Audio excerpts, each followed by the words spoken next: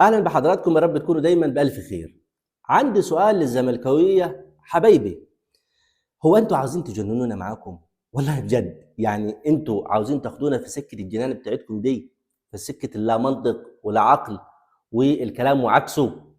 ما أعرفش ليه الزملكاوية، يعني مع احترامي الشديد ليهم، النهارده يقولوا كلام، بعد يومين يقولوا عكسه تماما. يعني مش حتى كلام قريب منه شوية، مختلف اختلاف بسيط، لا، النهارده يمين بكره شمال خالص، يعني عكس الكلام تماما.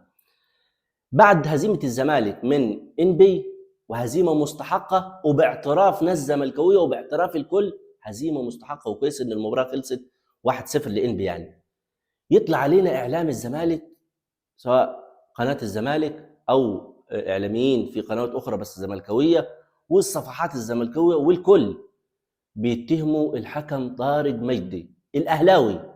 طارق مجدي دلوقتي بيجي حكم اهلاوي، انه هو سبب الهزيمه، وانه كان قاصد انه يعطل نادي الزمالك عشان مصلحه ناديه المفضل النادي الاهلي، وانه كمان المسؤولين اللي هم رابطه الانديه واتحاد الكوره عارفين كده كويس، عشان كده عينوا طارق مجدي حكم لمباراه الزمالك وانبي.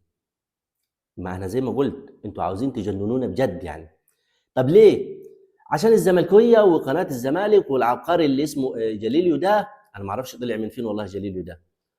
لسه من كام يوم كانوا بيتساءلوا ومستغربين، يقول لك ليه طارق مجدي مش بيحكم مباريات للنادي الاهلي؟ هل هو عشان حكم فير وحكم محترم وهيطبق العداله، فتطبيق العداله ده هيضر النادي الاهلي؟ يا عيني، دلوقتي طارق مجدي اهلاوي وهو السبب في هزيمه الزمالك وعن قصد. ايه ده؟ ايه ده يا عم ده؟ يعني ما توصلش للدرجه دي، كل شيء وعكسه. يعني لسه من فتره محمود بسيوني، ودلوقتي طارق مجدي. طارق مجدي ما حدش جاب سيرته خالص الا اعلام الزمالك، هو اللي كان يطالب انه يحكم للنادي الاهلي. طب من فين طارق مجدي اهلاوي، ومن فين كنتوا تطالبوا انه يحكم مباراه للنادي الاهلي؟ ده باي عقل وباي منطق؟ ما انت شجع ناديك ويبقى حريص على فوز ناديك، ويزعل لما يتهزم ناديك، ربنا يدومها يعني عليكم، ولكن يبقى الواحد يحترم عقله شوي. انا مش ما تحترمش يا عم الناس بتسمعك، احترم نفسك انت، احترم كيانك، احترم تاريخك. وبقول كده ليه؟ لانه الكلام ده طلع من اعلاميين المفترض ان هم اعلاميين زملكاويه ليهم تاريخ، سواء كلاعبين سابقين او في الشغلانه نفسها، يعني شغلانه الاعلام. وصل بيهم انه يقولوا انه طارق مجدي اهلاوي. من فين اهلاوي؟ من فين انتوا كنتوا تطالبوا انه يحكم مباريات للنادي الاهلي؟ عشان كده بقول والله انتوا عاوزين تجننونا معاكم، انتوا الدماغ معاكم لسعه ورايحه في سكه تانية خالص، فانتوا عاوزين تاخدونا معاكم في نفس السكه دي. ربنا يهدي ويشفي. هزيمه الزمالك من انبي، بغض النظر عن الهزيمه واللي حصل فيها والكلام ده كله، ولكن في مصلحه الاهلي. طبعا في مصلحه الاهلي، ورجعت الدوري مره اخرى. ليه؟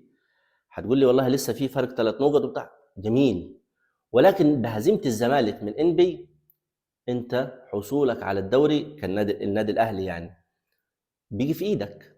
الكوره بيجت في ملعب النادي الاهلي، وبالتحديد عند اللعيبه. بالتحديد عند اللعيبه. هتقول لي المدرب، هقول لك انا الترب ده رميت طوبته من زمان خلاص. انا بالنسبه لي الاهلي بدون مدرب حاليا، الدور دلوقتي على اللعيبه. اللائحه بتاكد وبتنص انه في حاله التساوي في النقاط، اللي هيفصل اللي هو المواجهات المباشره. يعني ايه الكلام ده؟ يعني تفوز في مباريات الدور الثاني مرحله الحسم، تكسب الدوري يفضل فيه الجزيره. وهنا انا بوجه رساله للاعبي النادي الاهلي بدون تزويق في الكلام، يعني خلي عندكم دم.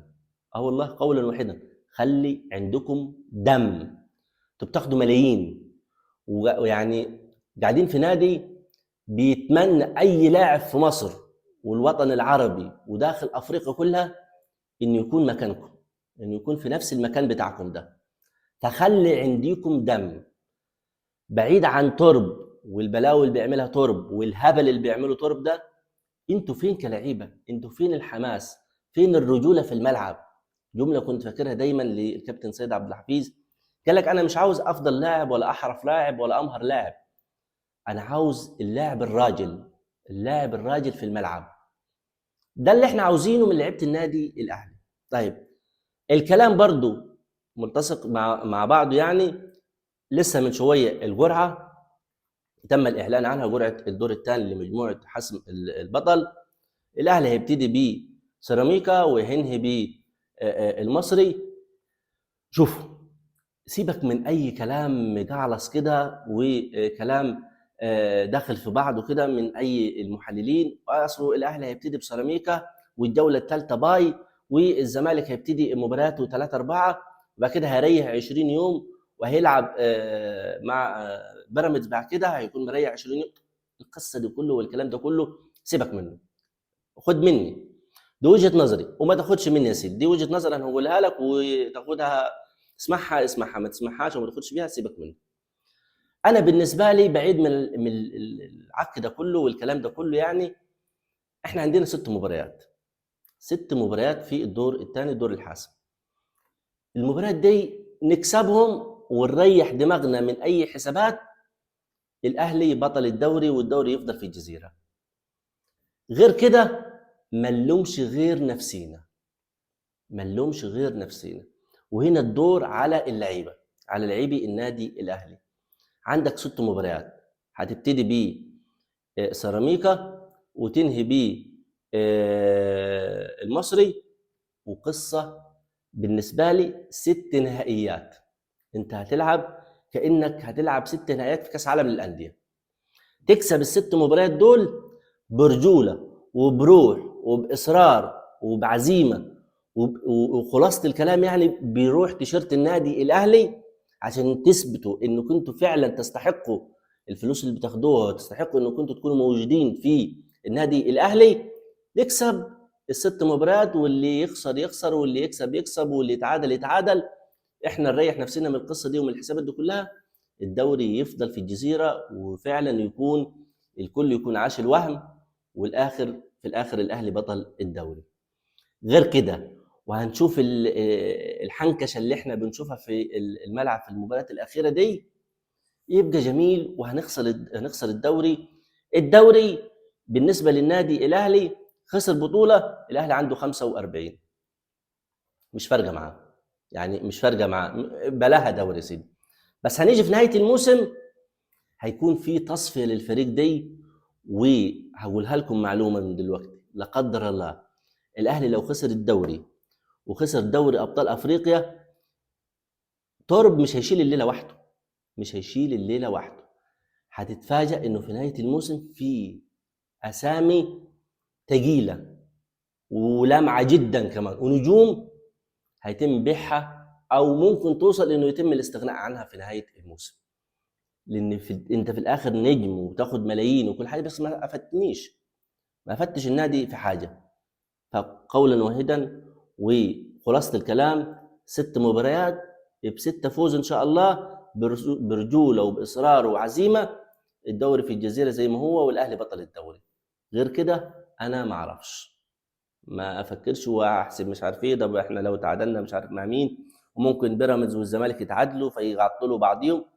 ماليش في القصه دي. 6 فوز بطل الدوري، وان شاء الله ده اللي هيحصل. مش عاوز اطول على حضراتكم اكتر من كده. اتمنى في نهايه الفيديو اللايك للفيديو والاشتراك في القناه. سلام.